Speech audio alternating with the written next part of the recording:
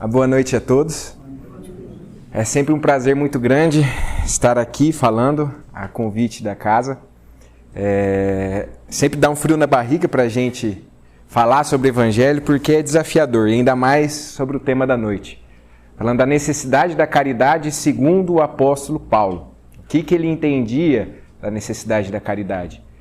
E nós aqui que frequentamos a Casa Espírita, que temos as nossas crenças, os dogmas que a doutrina espírita traz, escutamos falar constantemente sobre a caridade. Sempre somos convocados. Nós conhecemos alguém que está passando por um momento difícil, que está com uma vida complicada, e a pessoa está procurando essa conexão, esse contato com a religião, e nós sempre indicamos, nós que frequentamos, vai no centro, o centro lá vai ter uma atividade filantrópica, se envolve em alguma atividade que vai fazer bem para você. Nós sabemos que esse trabalho de benevolência, esse trabalho que envolve a atividade para o próximo, traz benefícios para a gente.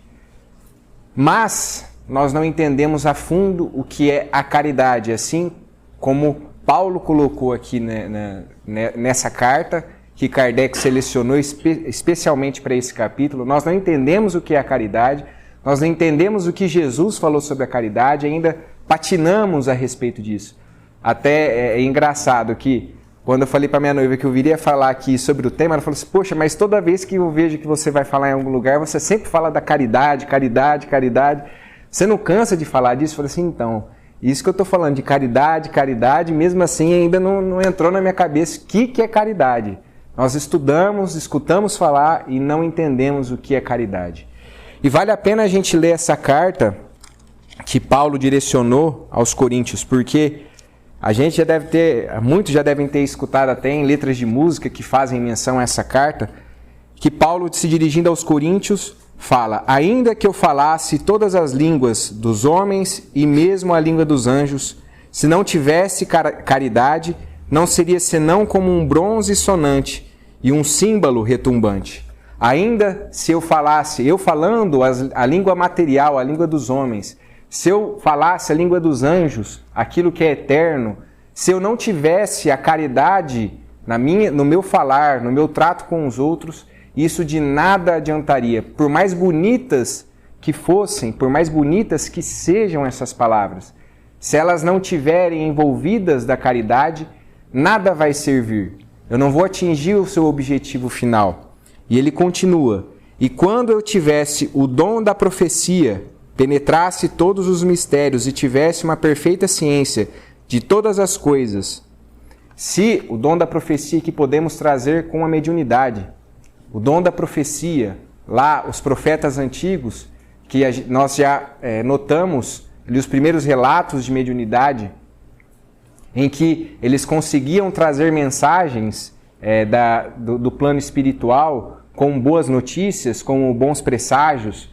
Mesmo e hoje, os médiuns, se a mediunidade ela não tiver acompanhada da caridade, se a mediunidade não for voltada para o auxílio benévolo do próximo, se eu estou exigindo alguma coisa em troca dessa minha mediunidade, de que ela vai servir? E nós conseguimos olhar na história da humanidade pessoas dotadas da mediunidade que utilizaram isso exigindo alguma coisa do próximo e não tiveram um fim muito bom, tiveram um fim lastimável, não julgando, mas e sim tendo compaixão dessas pessoas que passaram por uma existência com essa oportunidade e a perderam. Então ele vem e destaca, Paulo vem e fala sobre isso. Quando tivesse ainda toda a fé possível, até transportar as montanhas, se não tivesse a caridade, eu nada seria. E quando tivesse distribuído meus bens para alimentar os pobres, e tivesse entregue meu corpo para ser queimado, se não tivesse caridade, tudo isso não me serviria de nada. Mostrando que a caridade material, mostrando que a prova da nossa fé diante da sociedade, antigamente os cristãos eram colocados usando usou da figura de linguagem que ele podia ver ao seu tempo, mas hoje os cristãos, diante dos valores que estão sendo impostos nessa sociedade, quando nós trazemos os valores cristãos, somos muitas vezes combatidos, questionados. Então a nossa prova de ser cristão hoje é continuar firmes na nossa jornada, na nossa caminhada, tendo como princípios esses valores cristãos. Hoje a nossa prova é essa. E mesmo se eu, trazendo todos esses valores e brigando por isso, sendo queimado, sendo colocado à prova, se eu não tiver a caridade, de nada ela servirá. Se eu, nos meus atos de benemerência, eu estou ali ajudando os pobres, ajudando os necessitados, ouvindo aqueles que estão com problemas, se queixando de alguma coisa, se eles não estiverem acompanhados da caridade, de nada servirá. Porque, colocado nesse capítulo, fora da caridade não há salvação. Todos os meus atos aqui que ele elencou, se eu não tiver a caridade como a base desses atos, como o princípio desses atos, de nada servirão. E o porquê? Por que Paulo colocou isso? Qual que é a necessidade da caridade?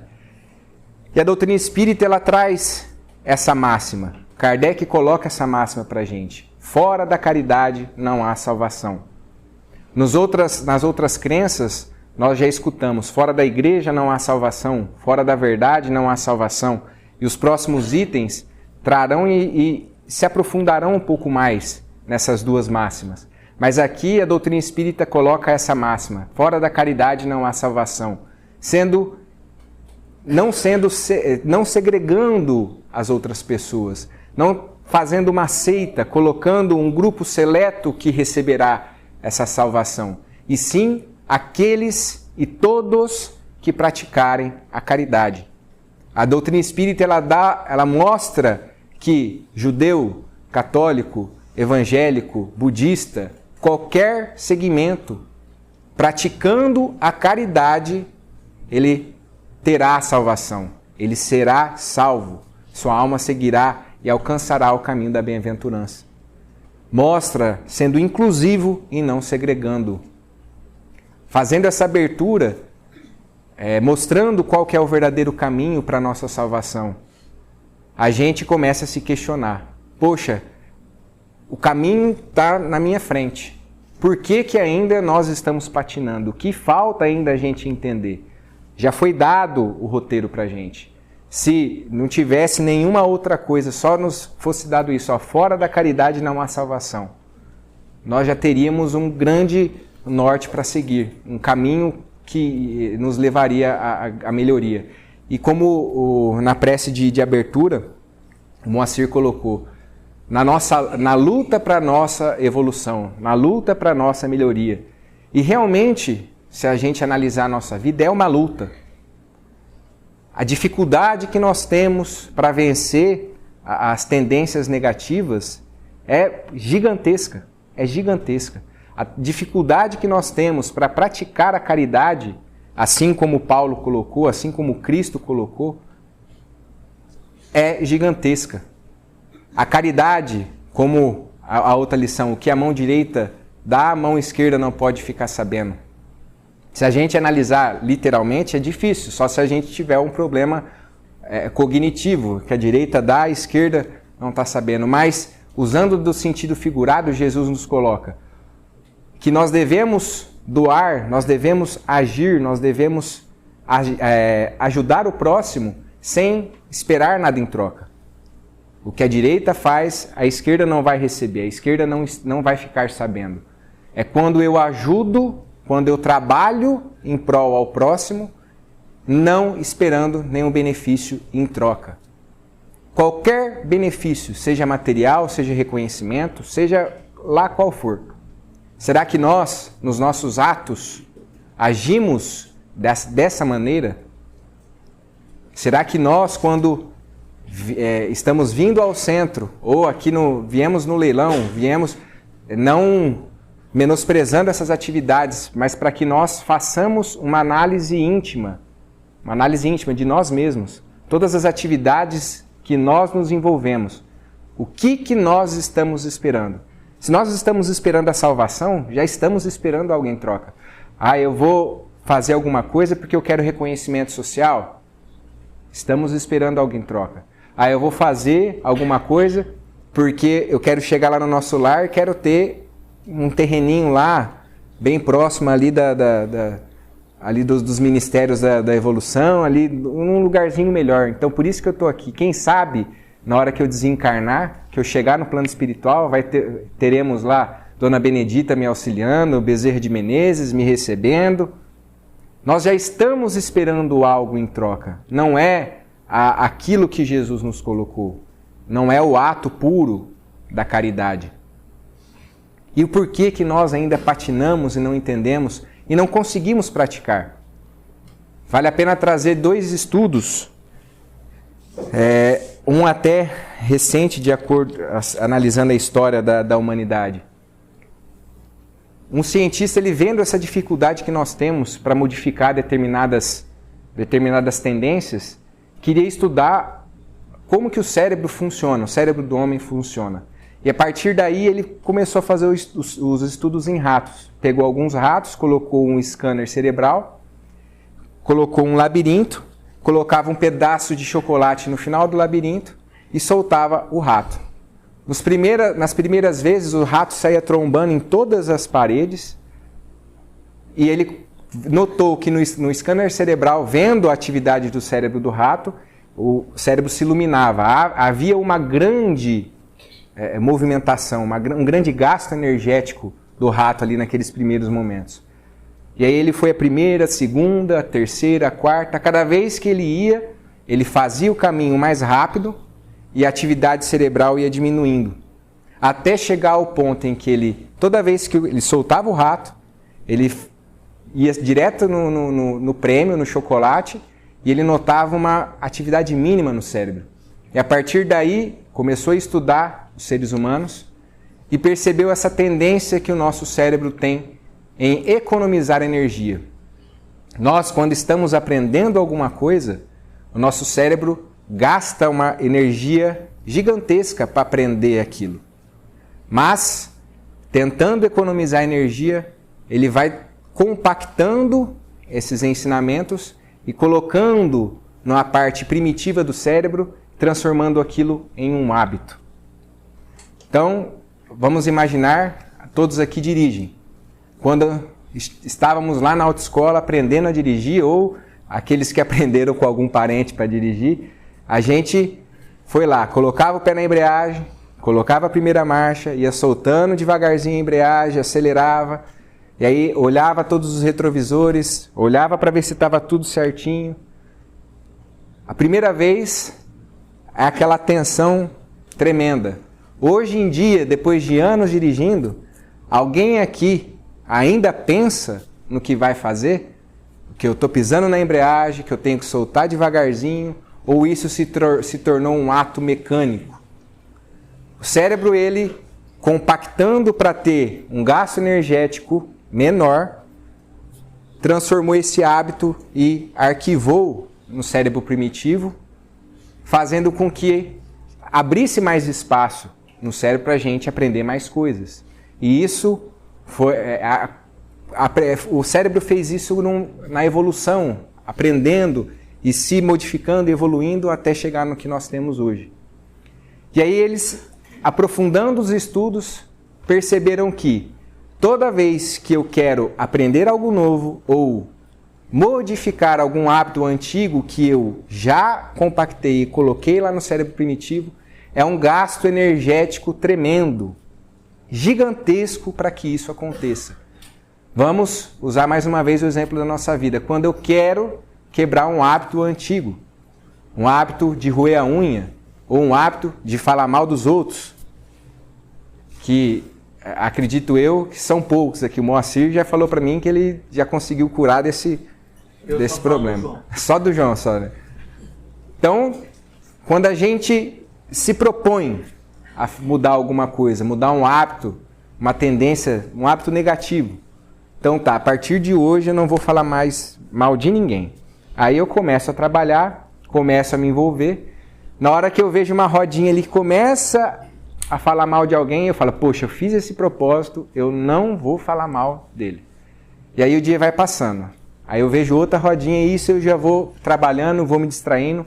Eu me concentro para não fazer aquilo. Estou gastando uma energia gigantesca para não fazer aquilo. Vai chegar um determinado momento em que o meu cérebro está cansado, o meu corpo está cansado. Na hora que eu vejo alguém falando mal de alguém, eu, me entrego. E aí, todo o meu esforço do dia eu perco ali, naquele instante em que meu cérebro cansou. Ou, quando eu quero deixar de roer a unha. Nos primeiros momentos eu vou levar a mão na boca, eu lembro. Poxa, ó, fiz o propósito de não roer a unha, não vou roer a unha. E aí eu paro. E aí passa o dia, eu vou conseguindo me controlar, até que eu estou conversando com alguém no final do dia, e aquela conversa se torna interessante, eu me distraio, eu estou cansada, põe um dedo na boca e começa a roer unha. Então nós temos uma dificuldade gigantesca. E aí eles chegaram à conclusão que para o homem alcançar mudanças significativas nos seus hábitos negativos, era uma energia gigantesca para ser gasta. E aquilo trouxe um certo desânimo para alguns que acompanhavam os estudos. Até que outros cientistas, acompanhando todos esses estudos, quiseram aprofundar ainda mais e quiseram entender como é que o cérebro realmente funciona. Pegaram outros assuntos, outros temas, outros estudos e chegaram em outra conclusão. Eles pegaram outras pessoas, passado um tempo, que não estavam envolvidas naquele estudo, colocaram o scanner cerebral e começaram a ver a movimentação do cérebro de acordo com determinadas ações. Como que o cérebro agia em determinadas ações. O primeiro grupo, eles pegaram, entregaram R$100 para aquele grupo. E eles viram a movimentação do cérebro. E todos gostaram de receber R$100. Todos amaram receber R$100. E aí eles pegaram, entregaram uma torta de chocolate. Todos gostaram e a movimentação do cérebro foi na mesma região. Então, quando nós ganhamos alguma coisa, a movimentação do cérebro é a mesma, independente daquilo que nós estamos recebendo. E aí eles quiseram fazer um teste diferente. Deram R$100 para aquelas pessoas e falaram, escolhe alguma instituição para você dar esses R$100. Eles pegaram esses R$100, olharam o catálogo de instituições de caridade e deram R$100 e eles escanearam o cérebro daquelas pessoas que fizeram esse ato. E viram, além da parte de receber, aquele prazer de receber, viram uma movimentação maior numa outra área do cérebro que foi o ato de dar alguma coisa. Então, nós conseguimos enxergar o porquê que nós estamos envolvidos em atividades, mas que exige algo em troca e que nos trazem um prazer muito grande, maior do que nós só recebermos, quando eu estou envolvido, mas sempre com alguma coisa em troca. Então, se eu tenho um trabalho, que eu ganho um salário para isso, mas o meu trabalho, eu sei que o meu trabalho leva um benefício para determinadas pessoas, para mim se torna muito prazeroso aquele trabalho. Ou se nós nos envolvemos em uma atividade no centro, e isso me traz um certo reconhecimento, isso é prazeroso para mim. Isso me traz um prazer gigantesco. Se eu estou envolvido ali, às vezes a pessoa chega numa situação complicada na sua vida, e aí ele vai dar sopa aos pobres. E aí ele começa a servir ali, ele vê a situação, que tem gente em situação pior do que a dele. Ele fala, poxa, eu não sou tão miserável assim, tem gente pior do que eu. Eu estou tendo algo em troca. Eu estou tendo essa percepção em troca. Eu não estou ali simplesmente para ajudar. Então, é prazeroso eu estar envolvido nesse ato.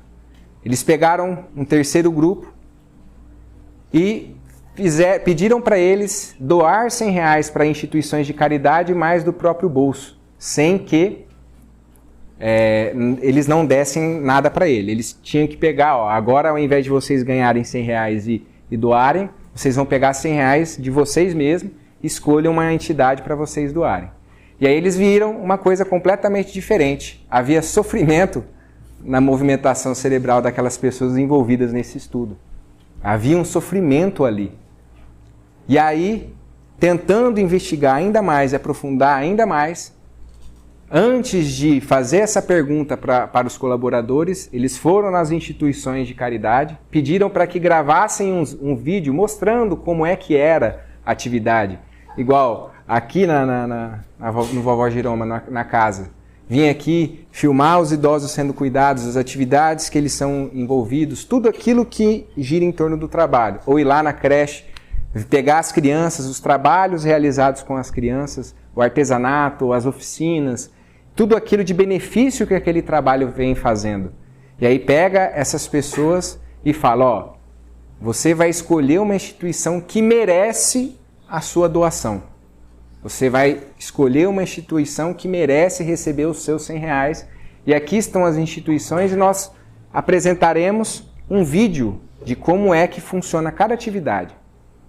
E aí eles viram uma coisa diferente, não o sofrimento envolvido na movimentação do cérebro, e sim o cérebro, os relatos que eles colocaram é que, se pudéssemos ver, parecia uma usina hidrelétrica, fornecendo uma energia gigantesca.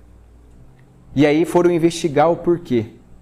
Quando eles tomaram a decisão, assistindo os vídeos, eles tomaram a decisão comovidos e tomados pelo sentimento de compaixão, pelo sentimento de carinho, de ajuda, de benevolência, porque eles viram a atividade sendo feita, eles viram o carinho dispensado para aqueles que estavam sendo atendidos, e eles perceberam que aquelas instituições mereciam o seu dinheiro, mereciam eles ajudarem ali. Eles não queriam nada em troca, eles só queriam ver a atividade sendo realizada. Então eles conseguiram perceber que quando a pessoa, o ser humano, ele toma a decisão dele, a área do cérebro responsável por isso, quando ela toma a decisão, dominada por esses sentimentos de benevolência, pelo sentimento de indulgência, pelo sentimento de amor, pelo sentimento de ajuda, de ajudar sem esperar nada em troca e simplesmente ajudando, o seu cérebro se torna uma usina irradiando energia. E aí nós pegamos todos os livros que a doutrina espírita traz. Se nós pegarmos lá André Luiz, André Luiz lá no Mundo Maior, ele vem e fala que a parte do cérebro responsável pela evolução do homem na nossa atual geração é o lobo pré-frontal. E qual é a parte do cérebro que trouxe ficou luminosa quando as pessoas tomaram essa decisão tomada por esses sentimentos? A parte do lobo pré-frontal. Então lá em 1930, André Luiz já nos mostra que a parte responsável para trazer a evolução do homem, a parte do cérebro responsável por trazer a evolução do homem, seria essa parte do lobo pré-frontal. Quando nós tomamos decisões, quando nós praticamos atos, quando o nosso agir está tomado por esse sentimento de benevolência, de indulgência, pelo sentimento da caridade, toda essa movimentação cerebral, ela traz inúmeros benefícios. E eles conseguiram ver a química cerebral atuando nesses corpos dessas pessoas, trazendo inúmeros benefícios para o corpo, transformando toda a química do corpo em conjunto, não só ali a parte cerebral. Então eles perceberam o benefício que é de nós agirmos com caridade. E aí nós entendemos, o fora da caridade não há salvação. Quando eu ajo com a caridade, quando eu trago esse sentimento de benevolência, quando eu trago o sentimento de indulgência, quando eu trago o perdão para os meus atos, assim como nos foi colocado, eu terei a minha salvação. A salvação no sentido de que esse ato fará com que meu corpo físico ele seja auxiliado. Nós conseguimos ver inúmeras espíritos de luz que passaram pela Terra, não só na doutrina espírita, mas em todas as religiões. A pessoa trazia uma beleza que a gente não consegue explicar, uma beleza transcendental, de você olhar para a pessoa e você não saber explicar por que aquela pessoa ela era tão bela. Ela irradiava essa beleza que contagiava a todos que estão à sua volta. Assim como Chico, assim como Divaldo, assim como Madre Teresa, Irmã Dulce. Pessoas que agiam com caridade. E esse benefício fazia com que o seu corpo traduzisse essa beleza, essa serenidade. Transcendia tudo isso. E nós ainda estamos patinando, não entendendo a verdade. Será que nós agimos com a benevolência, com a indulgência, com o perdão nos nossos atos? Será que nós colocamos esse sentimento? Será que nós colocamos isso na hora de trabalhar, na hora de servir? E ele vem nas duas últimas anotações aqui das cartas. A caridade é paciente, é doce e benfazeja. A caridade não é invejosa, não é temerária e precipitada, não se enche de orgulho, não é desdenhosa, não procura seus próprios interesses, não se melhora, não se irrita com nada, não suspeita mal, não se regozija com a injustiça, mas se regozija com a verdade. Tudo suporta, tudo crê, tudo espera, tudo sofre. Agora, essas três virtudes, a fé, a esperança e a caridade, permanecem, mas entre elas, a mais excelente é a caridade. Estou mostrando que a caridade ela é paciente. Será que nós, na nossa atividade, nós temos a paciência? Nós temos a benevolência? Aí nós conseguimos enxergar porque muitas vezes pessoas tomadas por esse sentimento fazem coisas inimagináveis. De pais que fazem de tudo pelos seus filhos. Nós conseguimos enxergar às vezes pessoas que se jogam no fogo, se jogam em situações de completo risco para salvar a vida de outro. Assim como nós agora teve não são todos que conseguiram assistir, eu assisti, mas é uma coisa que comove muito a gente, o documentário da Boate Kiss, e lá ficou uma imagem gravada até quando aconteceu o acidente lá atrás, as câmeras filmando a frente da boate, muitas pessoas se jogavam na situação, entravam sem proteção nenhuma para auxiliar aquelas pessoas que estavam lá dentro. Muitas vezes a pessoa nem tinha nenhum conhecido lá dentro, mas ela se atirava no perigo para salvar aqueles que estavam lá dentro. A pessoa ela abria mão até da sua vida em prol da vida do outro. E muitos acabaram desencarnando, auxiliando aqueles que estavam lá dentro, sofrendo. Quando você toma o ato, pratica o ato tomado desses sentimentos elevados, nós aí sim estamos praticando a caridade. Nós aí sim alcançaremos a nossa salvação. E aí, fazendo a conexão com outro estudo, que eles enxergaram a dificuldade na mudança. E aí, outro ponto importante desse estudo, do segundo estudo, que fez essa conexão, foi que quando nós tomamos o ato, fazemos o ato, tomado por esses sentimentos de indulgência, de amor, de benevolência, essa ação ela se torna prevalente e anula todas as nossas tendências já enraizadas, todos os nossos hábitos negativos, todos os nossos hábitos positivos. Esse ato ele se torna prevalente. Ele consegue fazer uma mudança. Não que ele elimina esses hábitos enraizados, mas ele consegue prevalecer sobre esses atos. Ele domina, ele vai lá e tira tudo. E outro ponto que André Luiz deixa lá na sua literatura em 1930, falando que na região onde os nossos hábitos ficam enraizados, é a região do cérebro que fica enraizado também todas as nossas vivências passadas. Com isso, carregamos também nossas tendências negativas de outras existências. Então, fora da caridade não há salvação.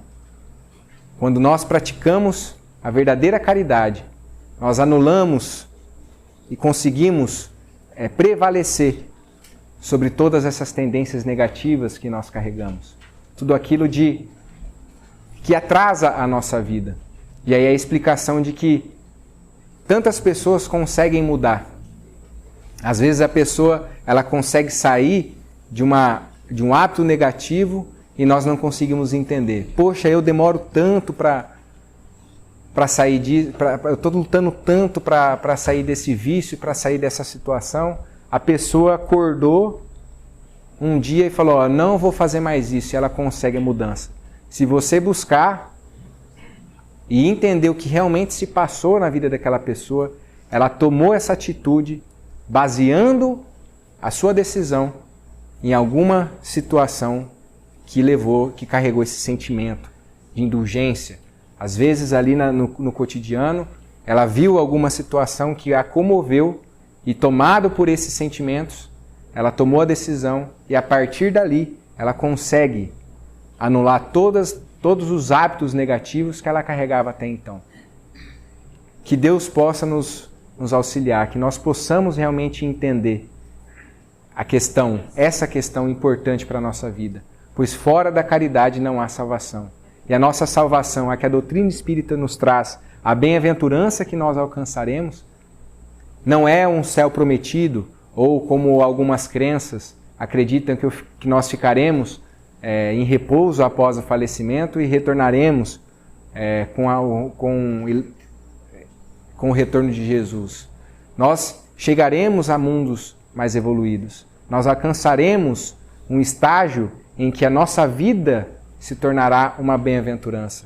Nós não precisaremos ficar pensando como agir, pois a nossa ação, o nosso conviver com as pessoas será tomado por esse sentimento.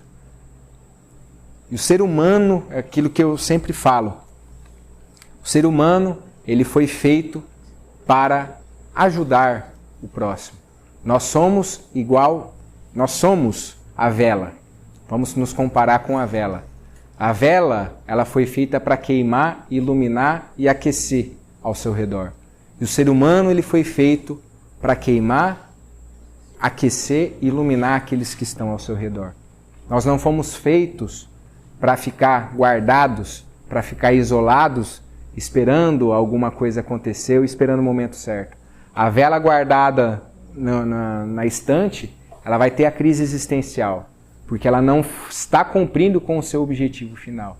E nós, quando nós nos poupamos desse agir, desse contato, dessa busca para a evolução, nós também deixamos de cumprir com o nosso objetivo existencial. Precisamos buscar a mudança, precisamos agir. Espero que eu tenha sido claro em passar essa mensagem e que nós possamos refletir sobre isso e começar a praticar de fato a caridade. Pois como os Espíritos nos disseram no Livro dos Espíritos, quando Kardec perguntou que se o homem pode domar as tendências negativas sozinho, por ele mesmo, nós fomos informados pelos Espíritos. Pode, e por pouca coisa, por um ato simples, o ser humano ele consegue domar suas tendências negativas. E aí vem a mensagem da noite. Fora da caridade não há salvação. Quando nós agirmos com caridade, nós conseguiremos domar as nossas tendências negativas com um simples ato de vontade. Que Deus nos abençoe e que de retorno aos nossos lares possamos levar essa energia, essa psicosfera abençoada dos espíritos amigos que já prepararam aqui para nos receber. Que nós possamos levar essa mensagem por onde estivermos, deixando um rastro de obras no nosso caminho. Que assim seja.